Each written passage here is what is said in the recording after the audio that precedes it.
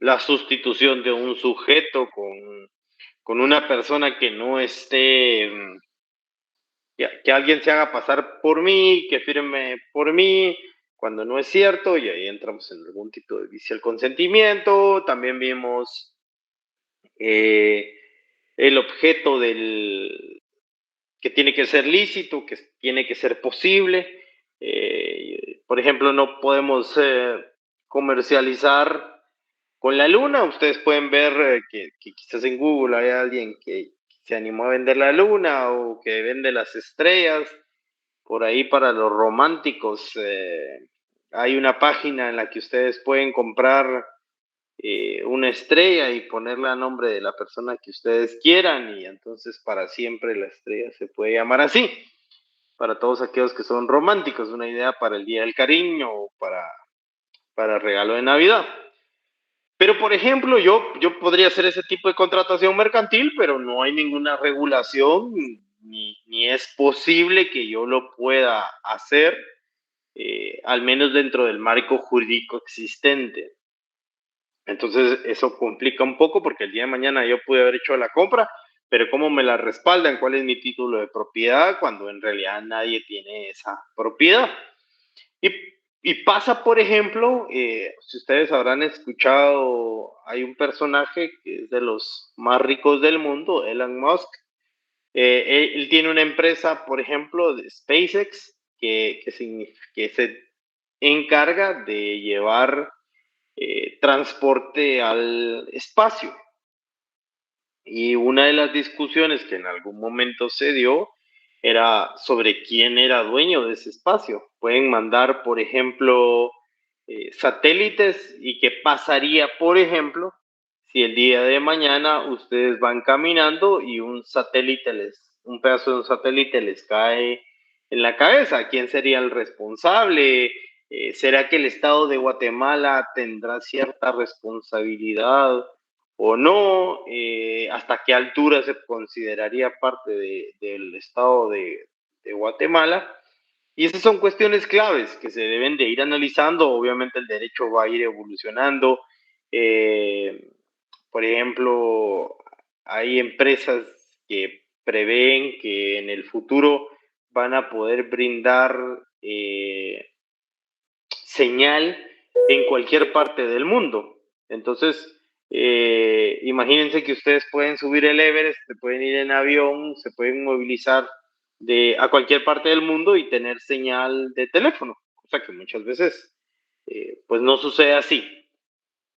Entonces, eso es parte del objeto de lo que podemos ir viendo. Pero ahora, hoy vamos a ver la clasificación de los contratos, porque ya una vez supera esa fase de objeto lícito, de consentimiento, de ánimo de lucro, que esté involucrado un comerciante, pues entramos a ver la clasificación de los contratos. Ya vimos que teníamos en el Código de Comercio o en la cátedra, vamos a ver los contratos típicos, atípicos, los nominados y los innominados, pero hay ciertas características que nosotros debemos de tomar en cuenta en la clasificación de los contratos por la obligación de las partes. Por ejemplo, aquí tenemos la unilateral y la bilateral. La bilateral quizás es la más fácil porque están involucradas dos o más personas, pero están, digamos, cada una de un lado con objetivos o pretensiones distintas, pero que se pusieron de acuerdo, que hubo consentimiento para alcanzar un acuerdo en el que ambas partes se van a ver beneficiadas por una obligación. Sin embargo, la unilateral muchas veces pues, puede causar duda, porque lo que es común podemos entender como un contrato bilateral. Ahora les pregunto, ¿se les ocurre algún contrato unilateral? No necesariamente mercantil, pero ¿se les ocurre algún contrato? Sí, Jafet. ¿Una donación, Lick? ¿Una donación? ¿Alguien más? ¿Un matrimonio? ¿Un matrimonio será un contrato? Sí. ¿Por qué? La ley guatemalteca lo considera como contrato. ¿Cuál es el fundamento legal? Eh, ah, Permítame, entonces hoy. Búscamelo, quiero que leamos. En lo que lo buscas, ¿a alguien más se le ocurre algún otro tipo de contrato? Perdón, alguien dijo mandato, ¿verdad? Contrato de comodato, licenciado. Contrato de comodato. Interesante, ajá. ¿Alguien más? Una fianza, tal vez, ¿sí? Ahorita vamos a ver las características de la fianza, de acuerdo a los contratos que me han dicho. ¿Y un seguro?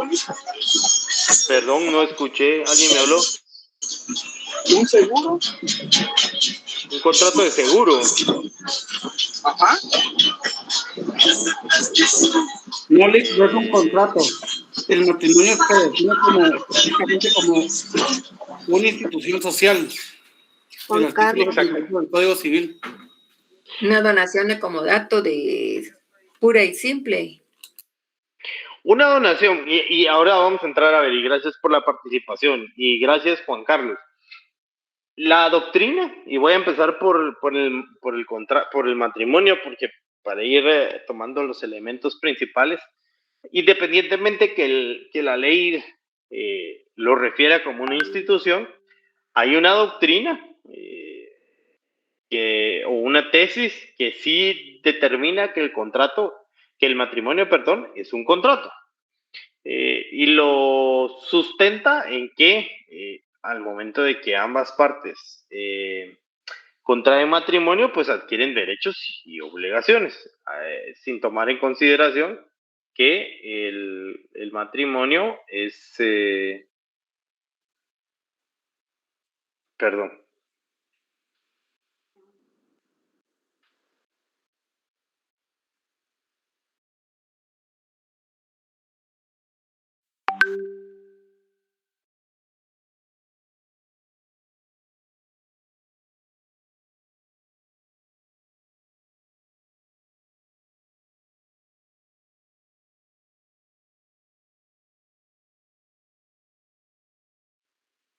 perdón, ya me moví del lugar. El matrimonio hay una doctrina que sí dice que es un contrato porque se adquieren derechos y obligaciones. Por ejemplo, si vamos a ir al código, dice que la mujer, por ejemplo, tiene derecho a utilizar el hombre de su esposo, pero también pues el hombre tiene que, como prioridad, digamos, traer el sustento al hogar, obviamente. En su momento, incluso hubo delito de adulterio, entonces eso significaba que habían ciertas limitaciones y condiciones pactadas en el matrimonio.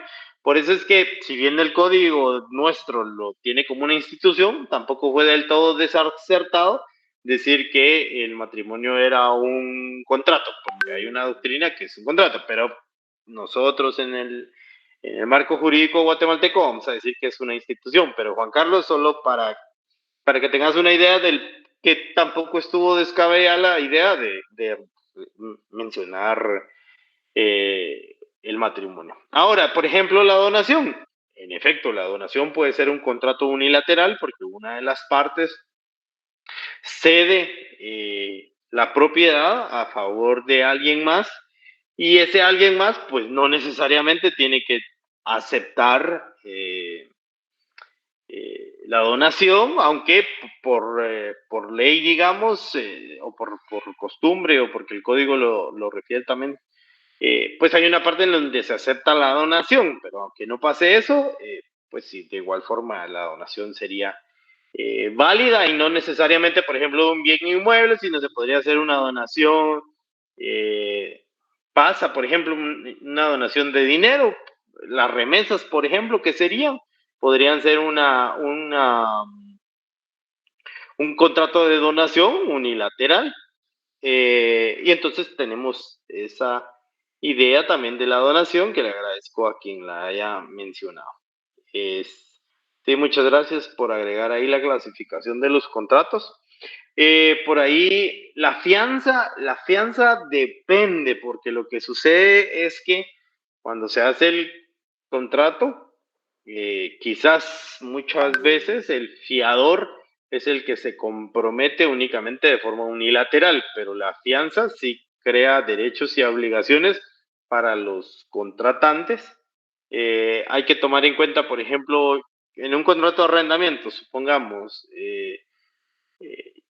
A le renta a B, pero hay un tercero que es el fiador, que en realidad no se ve beneficiado de ninguno del negocio jurídico que se está realizando, pero él sí tiene una obligación de que se compromete que en sustitución de la persona obligada, pues él tendría que entrar a satisfacer o a cumplir esa obligación. Entonces, por ahí hay que ver qué parte de la fianza estamos hablando.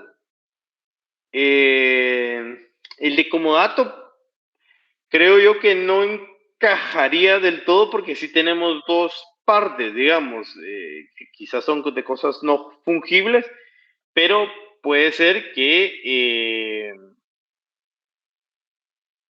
recordemos que en el contrato de comodato pues se entrega una cosa, un bien fungible que se obliga a devolver. La diferencia es que los bienes fungibles pues no pueden ser que muchas veces pues no hay una renta, pero sí una explotación por parte de ese bien fungible.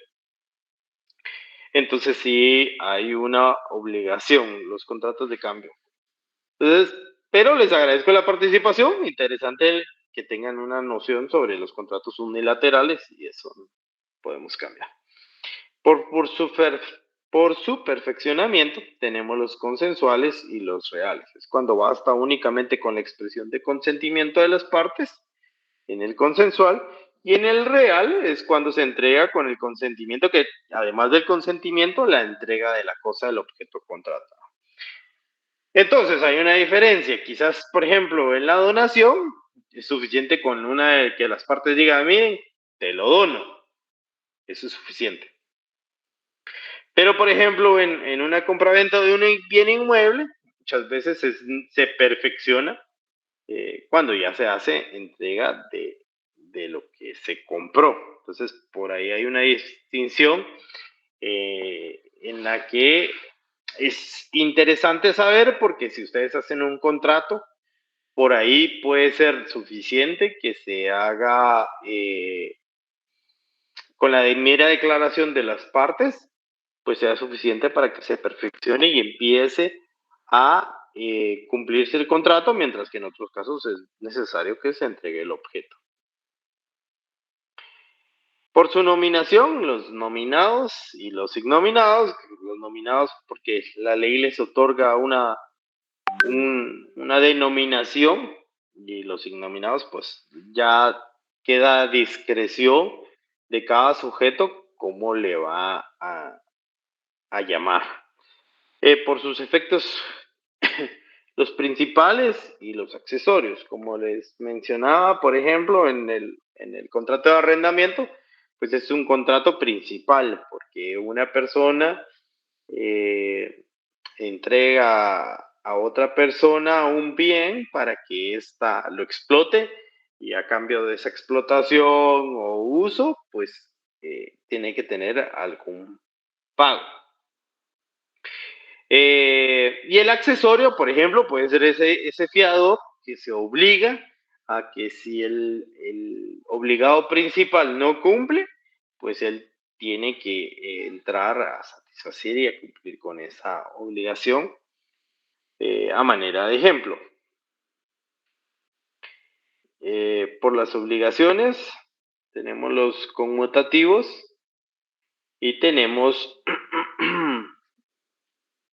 los aleatorios. Los conmutativos, las partes están sabidas desde el inicio de la relación contractual cuáles son sus obligaciones, y los aleatorios son aquellos en los cuales la prestación depende de un hecho futuro e incierto.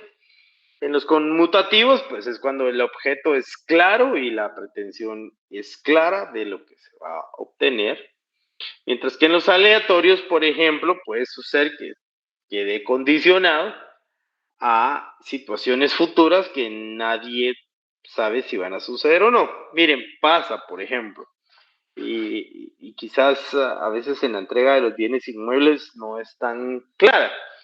Los contratos de promesa de compra-venta de un bien inmueble, por ejemplo, digamos, si de esos bienes inmuebles que están en construcción, sucede que cuando ustedes compran o adquieren un bien inmueble, van a firmar un contrato de promesa de compra-venta. ¿Qué sucede en el contrato de promesa de compraventa? Perdón. Yo me voy a poner de acuerdo con una desarrolladora a que durante el plazo de 2 años, 24 meses, yo voy a estar abonando la cantidad de 1,000 quetzales.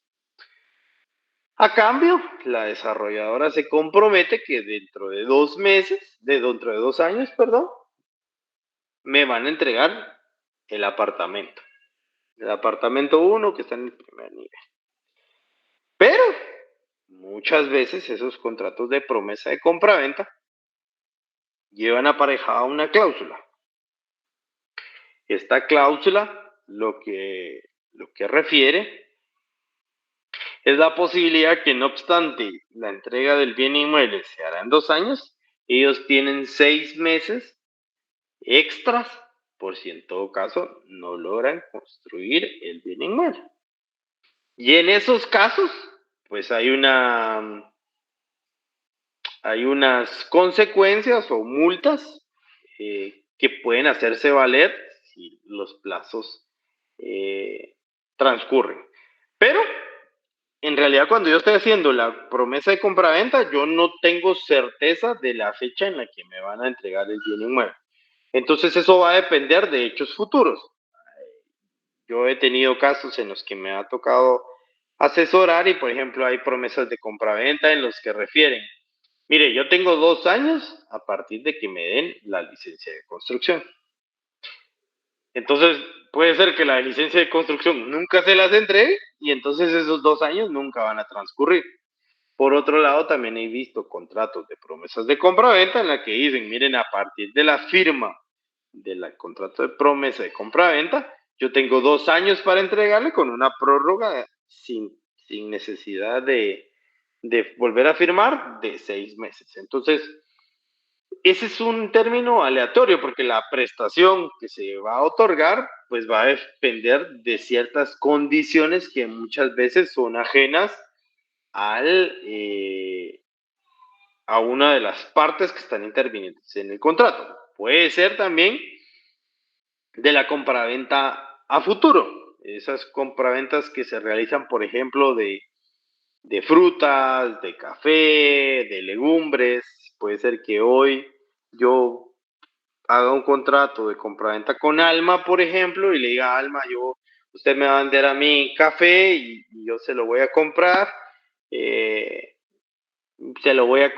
Por ejemplo, le voy a dar un adelanto del 25% y cuando le entregue el café o lo que hayamos pactado, pues yo le pago el resto. Esto condicionado también a que si, por ejemplo, en una mala temporada o en alguna plaga se llega a destruir el producto, usted me devuelve el 25% más un 10% por daños y perjuicios. Entonces, eso está condicionado a algo que ni siquiera puede depender de Alma.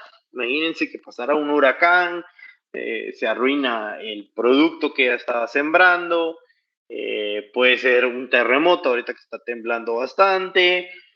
Entonces, esa condición que no depende de los sujetos intervinientes, sino de factores externos que van a suceder, es lo que podríamos llamar aleatorio, mientras que el conmutativo yo ya sé cómo el contrato se va a ejecutar y cómo se va a ejecutar y cuándo se va a ejecutar.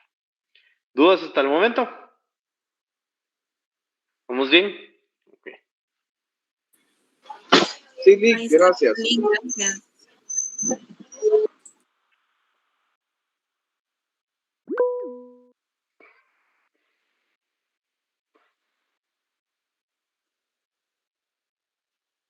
Y me levantó la mano. Sí, César. Licenciado, buenas noches. A mí me queda una duda, por ejemplo, ahorita que no ha llovido. Un ejemplo, hay empresas que realmente, bueno, me imagino que hay un contrato ahí. Por ejemplo, que Pongamos de ejemplo ¿qué le digo yo? Maseca, vamos a ver la marca Maseca. Ellos, por ejemplo, ellos compran el maíz, ¿qué le digo yo? A grandes parcelas. Pero si no llueve, por ejemplo, si ellos compran el producto para un año o para 2 cosechas en el año, ahí qué es lo que pasa si no llueve y si la cosecha se echa a perder, por ejemplo. Vamos, digamos que obviamente todo esto, y eso es quizás lo bonito del contrato, de la contratación mercantil, es que hoy yo puedo hacer un negocio bajo ciertas condiciones y el día de mañana yo lo puedo hacer bajo otras condiciones, porque voy a determinar cómo se está moviendo el mercado, cómo las situaciones económicas, financieras del país van a condicionar cómo hago yo los negocios. Y en efecto, supongamos ahorita que se esperaba que lloviera, pero no llueve y entonces como consecuencia de eso yo me había obligado, digamos, o había pactado entregar 5 toneladas y derivado de que no está lloviendo, pues yo solo tuve para regar para 2 toneladas. Seguramente habrán condiciones pactadas de cómo se van a manejar esas diferencias, porque por ejemplo puede ser, y que se les digo que yo he visto en esos casos, 5 toneladas. ¿Sabe qué sucedió? Que yo no pude entregar las otras 3 toneladas. Habíamos quedado que me las entregaba ahorita en julio. ¿Para julio cuántas tienes? 2. Ok, esas 2 yo se las voy a pagar al precio que habíamos convenido, que es 100,000 quetzales por tonelada. Pero las otras 3 toneladas yo se las recibo en diciembre. ¿Cree que para diciembre las tienes? Sí. Pero esas como quizás ya no me van a servir para alcanzar mi meta de producción de Maseca, yo se las voy a comprar ya no a 100,000, sino a 75,000, por ejemplo. Pero el día de mañana yo, en lugar de hacer un contrato con César, yo voy a hacer un contrato con Ingrid y entonces a Ingrid le voy a poner otras condiciones. Mire, pues si ustedes no me entregan las 5 toneladas, usted a mí me va a tener que pagar lo que a mí me va a quitar en producción, por ejemplo, 100,000 quetzales. Entonces, si no me entrega las 5 toneladas, entonces hay una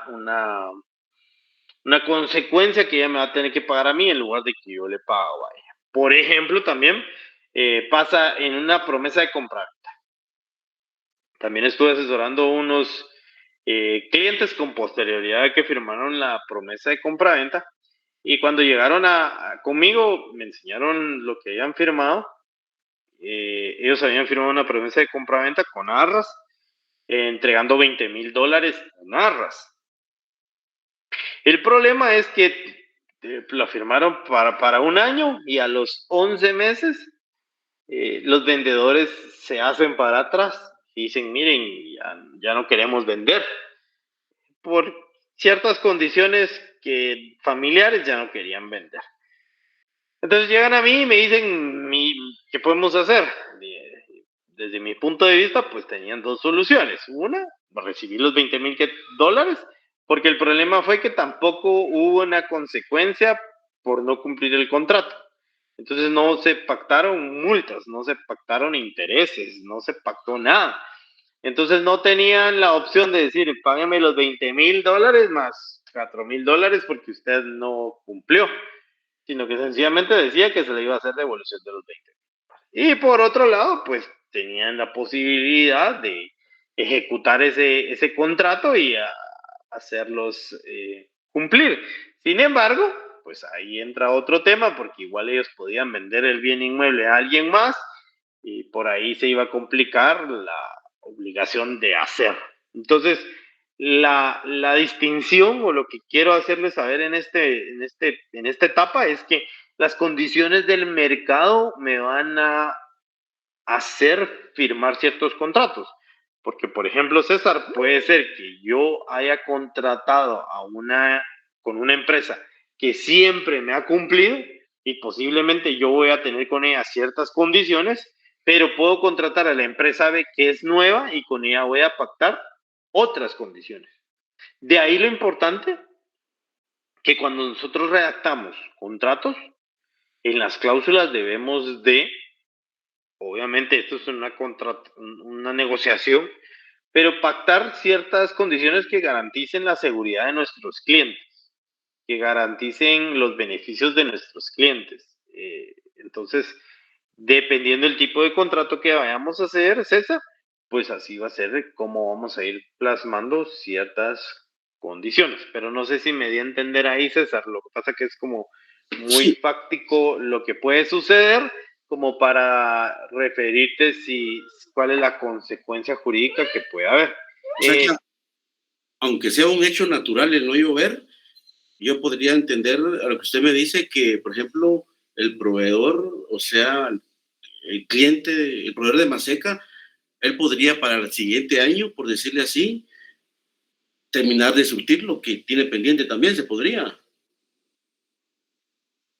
por no haber cumplido, por ejemplo, en este año. Digamos que eso lo tenemos.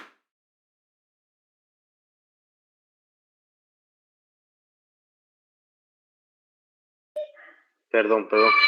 Eso lo tenemos que pactar. O sea, cuando se haga el contrato, yo tengo que plasmar las condiciones en las que se va a ejecutar.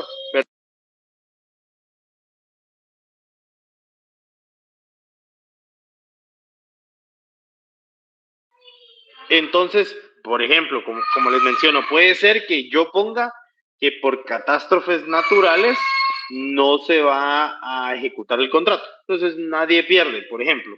En caso de una inundación, el contrato queda invalidado. Por ejemplo, si este año se esperaba, voy a decir un número porque no sé, 100 centímetros cúbicos de lluvia y solo cayeron 50 y como consecuencia de eso, pues ya no se lleva a cabo el contrato. Pero va a depender mucho de las cláusulas que se pacten. No necesariamente, pues si tuviéramos a la vista el contrato, pues ahí podríamos ir viendo cuáles son las condiciones. Pero eso va a quedar plasmado entre las partes. No, como les menciono, no puede ser fijo porque como esta es una negociación y está consensuado, pues va a depender mucho de lo que el contrato mencione. Pero no sé si con eso me di a entender, César. Sí, Lick, muchas gracias. Jafet. Sí, Lick, algo así rondaba mi pregunta porque, por ejemplo, el Código Civil dice que el deudor no es responsable por caso fortuito o fuerza mayor. Entonces, en estos tipos de contratos, no mandaría en este caso la regulación, sino la voluntad de las partes y lo acordado. Sí, porque recuerda que está en el Código Civil y en el Código Mercantil, en el Código de Comercio, perdón, en el Código de Comercio queda más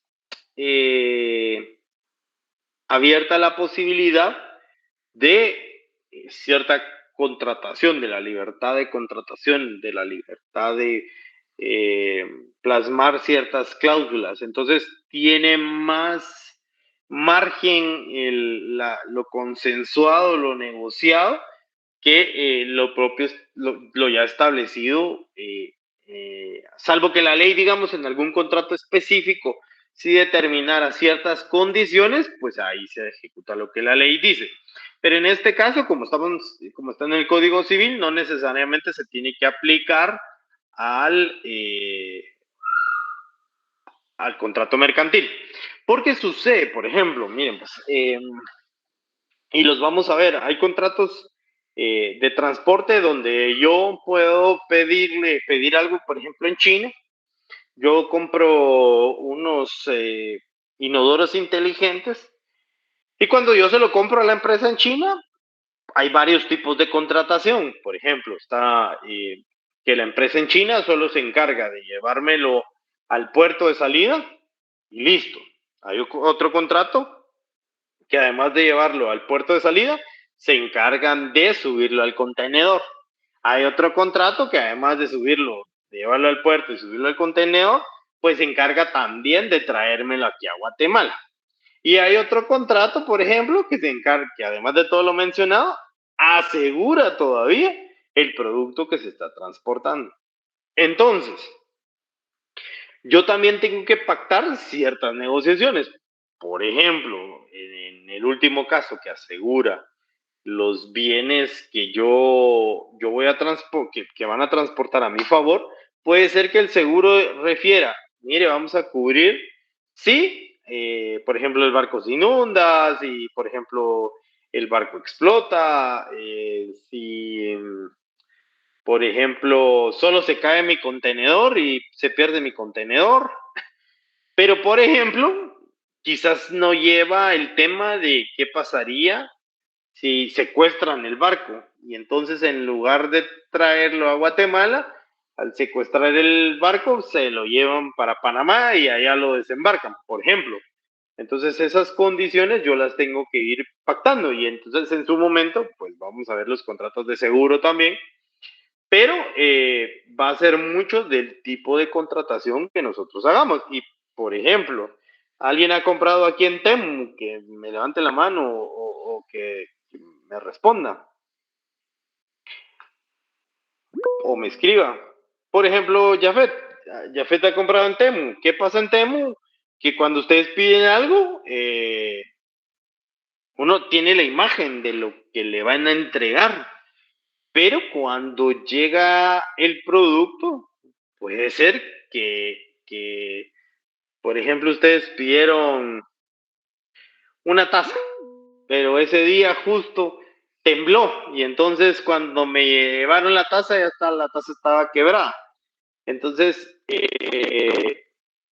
puede ser también el tamaño, que no es el que esperaban, pero estoy hablando de condiciones meteorológicas que podrían afectar o condiciones externas que podrían afectar, pero eso va a condicionar el tipo de contrato que nosotros tenemos.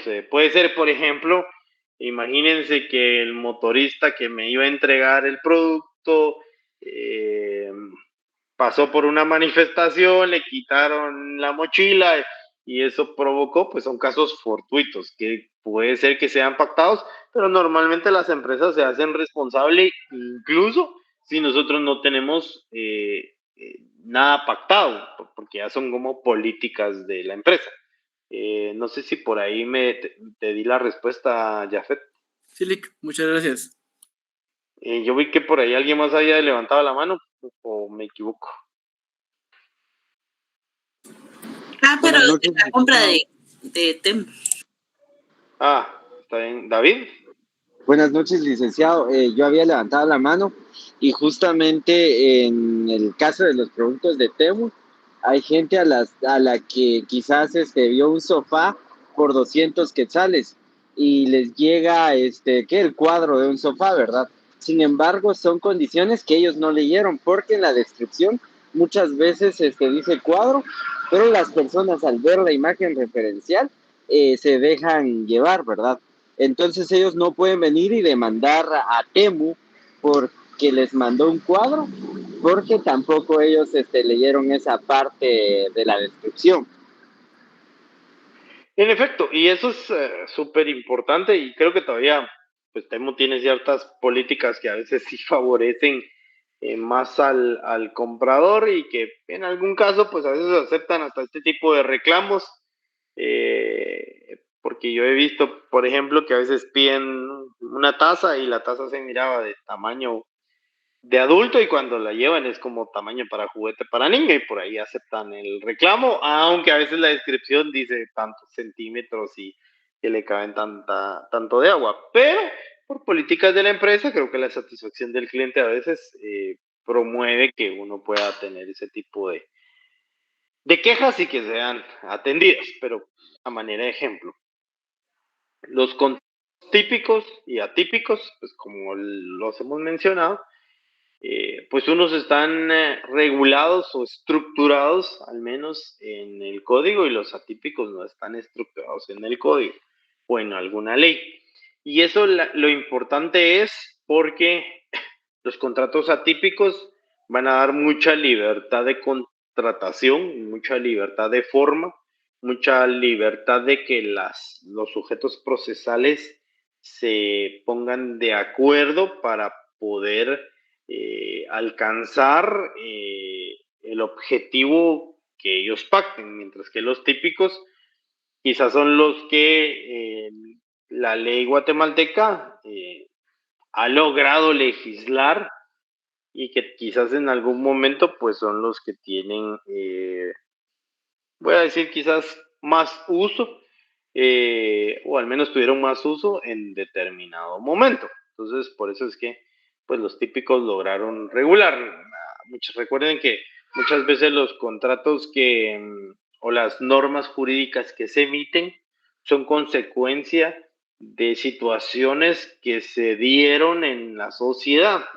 Pocas veces la ley regula situaciones que no han pasado, porque normalmente se va legislando conforme se van dando las situaciones. Por ejemplo, en el caso, por si alguien las ha escuchado, de las criptomonedas. Las criptomonedas, pues son, entre comillas, activos digitales, porque pues son nada más, no son físicos, sino son plenamente digitales, tecnológicos.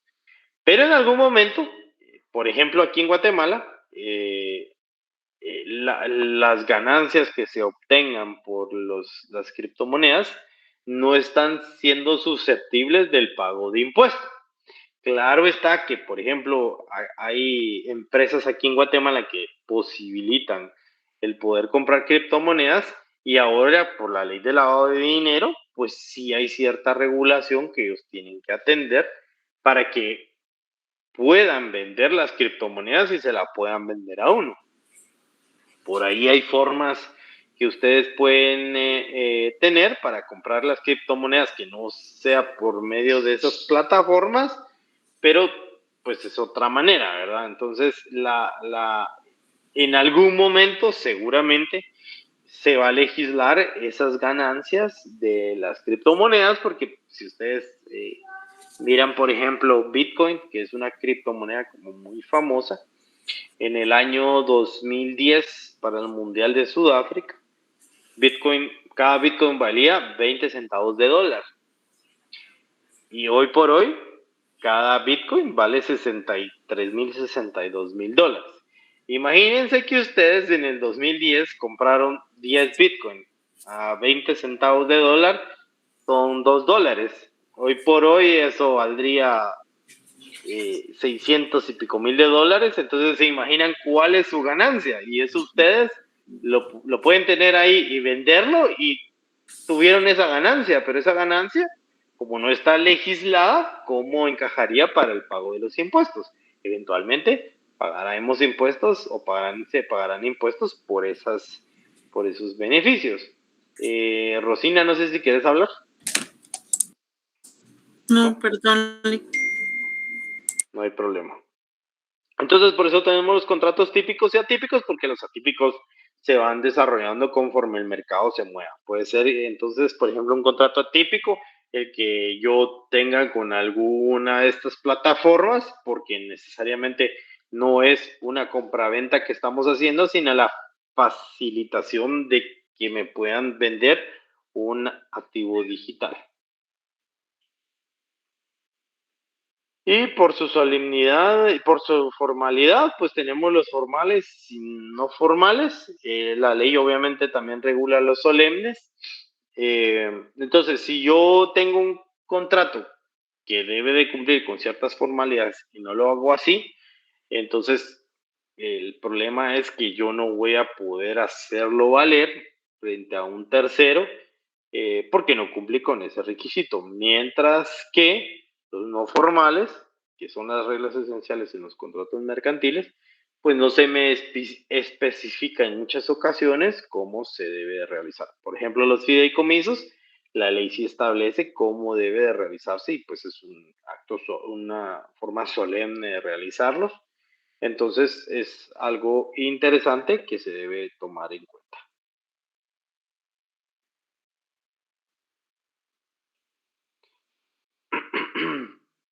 Por su clasificación, pueden ser condicionales o absolutos. Su condición no está condicionales, significa que debe de suceder algo para que se lleve a cabo. Por ejemplo, el contrato de promesa de compraventa se debe cumplir un plazo. Como mencionábamos en las compraventas a futuro, pues está condicionado a que en algún momento se dé esa cosecha que se había configurado. Por ejemplo, en un fideicomiso puede ser que esté condicionado que al cumplimiento de los 18 años de una de las personas, pues se finaliza el fideicomiso.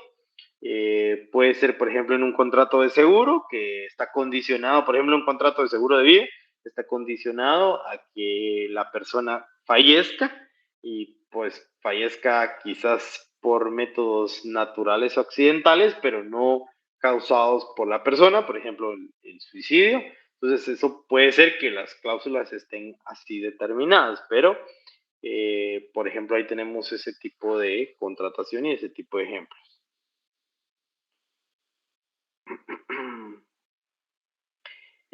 También por su temporalidad tenemos los instantáneos y los sucesivos.